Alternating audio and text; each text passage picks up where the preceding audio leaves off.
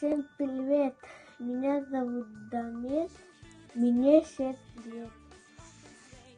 Я сделал Эйфелевую башню. Он находится